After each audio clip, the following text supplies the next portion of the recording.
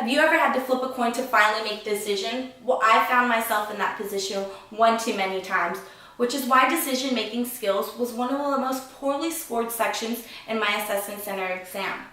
My name is Jasmine Bidwal, and I'm enrolled in the Friday Lab section 72018.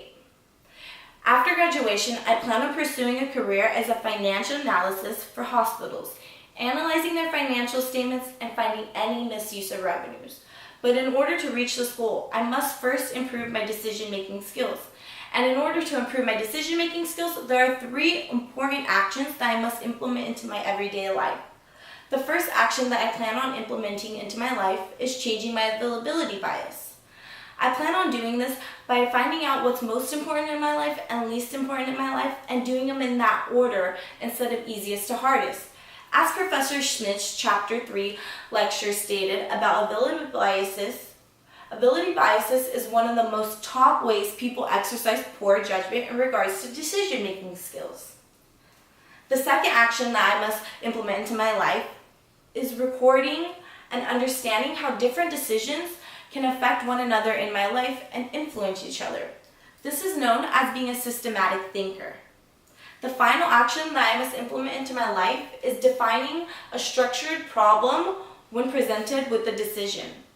I can do this by using narrative tools such as alternative tables, which compare my decisions and how they will affect each other.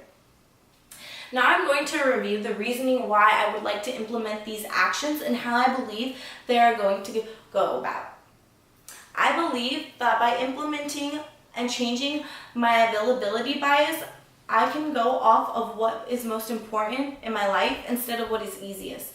I think this will help me when I'm indecisive because I will already know what's important and what's not and what needs to be done.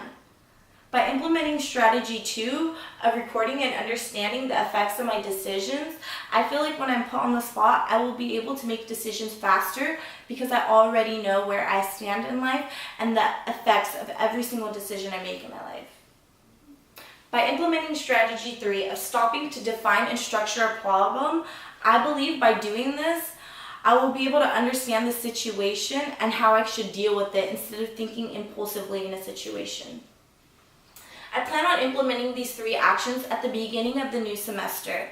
I hope that they will improve by the end of the semester before I graduate.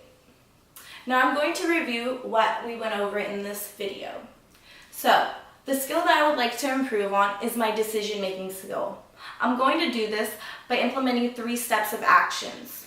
Changing my availability bias, understanding how my decisions affect each other in my life and the effects of them, and then also stopping to define and structure my problems and results. I hope that by doing this and using these tools and the steps that I'm going to take in my timeline, I can complete this and change my decision-making skills for the better. Thank you.